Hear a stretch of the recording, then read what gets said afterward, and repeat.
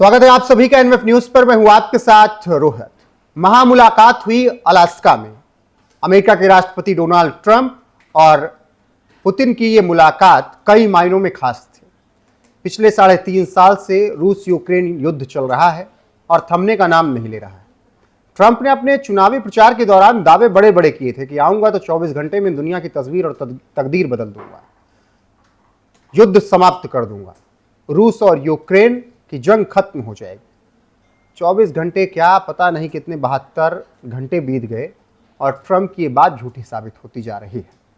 अब ऐसे में ट्रंप को कुछ नहीं समझ में आ रहा था तो भारत पे आरोप मढ़ दिया कि भारत जो व्यापार कर रहा है, क्रूड ऑयल ले रहा है रूस से, उसकी वजह से जो पैसा रूस को मिल रहा है उससे यूक्रेन में युद्ध हो रहा है।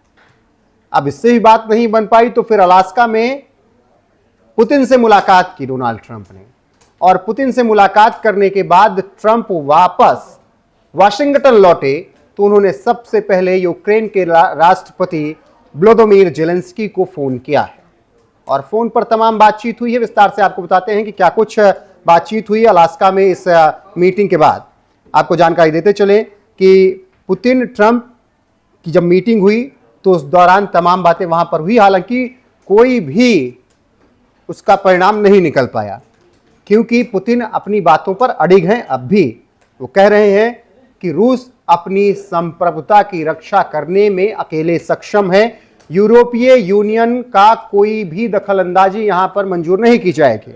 ऐसे में डोनाल्ड ट्रंप ने यूक्रेन के राष्ट्रपति व्लादिमीर ज़ेलेंस्की और नाटो नेताओं को बताया कि रूसी राष्ट्रपति व्लादिमीर पुतिन अस्थायी युद्ध विराम के बजाय यूक्रेन युद्ध को खत्म करने के लिए एक व्यापक शांति समझौते को प्राथमिकता दे रहे हैं।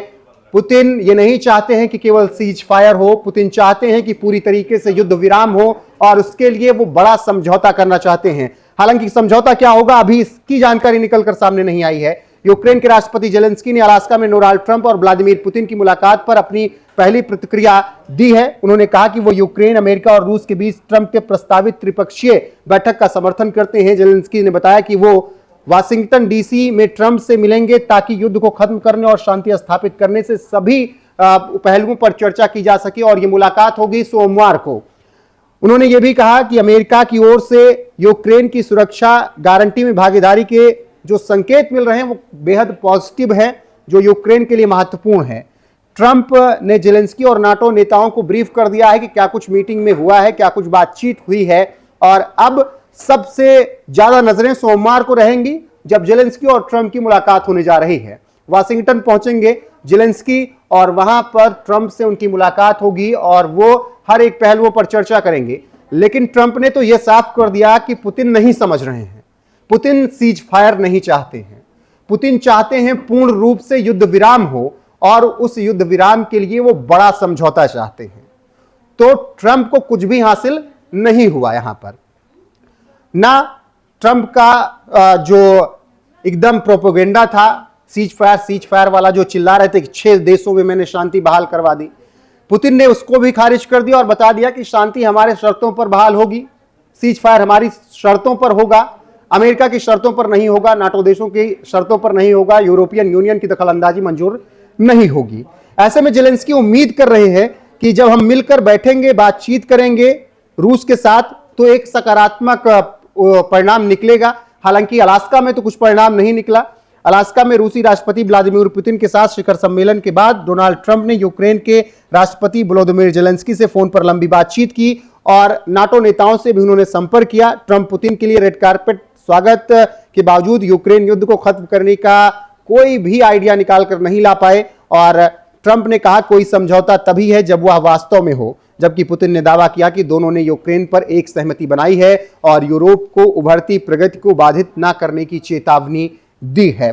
अलास्का में जब यह मुलाकात हुई तो यहां पर भी अब दोनों नेताओं के बयान में आपको फर्क नजर आएगा। सबसे पहले ट्रंप कह रहे हैं कि पुतिन नहीं मान रहे हैं सीज फायर के लिए, वो पूर्ण रूप से युद्ध विराम चाहते हैं और उसके लिए तमाम शर्तें चाहते हैं। दूसरी तरफ पुतिन कह रहे हैं कि हम यूक्रेन से युद्ध पर एक ही बात पर सहमत हुए हैं और हम युद्ध विराम चाहते हैं। अब क्या है, ट्रंप यहां भी झूठ बोल रहे हैं कि पुतिन नहीं मान रहे हैं। हालांकि ट्रंप की तो आदत यही रही है और न्यूयॉर्क टाइम की वो रिपोर्ट कौन भूल सकता है कि ट्रंप दिन में 60 से 70 बार झूठ बोलते ही बोलते हैं। तो हो सकता है ये उसी का एक हिस्सा हो झूठ का। फिलहाल अलास्का में जब बातचीत हुई तो उस दौरान ट्रंप थोड़ा सा असहज नजर जरूर आए हैं। पूरी मीटिंग के दौरान, प्रेस कॉन्फ्रेंस के दौरान चलते हुए ट्रंप थोड़ा असहज रहे हैं।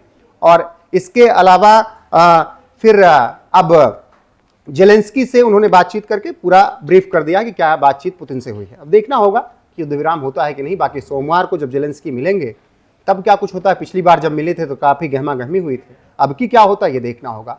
बहरहाल बने रहिए हमारे साथ, हर एक अपडेट आपको यहाँ पर मिलती रहेगी लगातार। नमस्कार।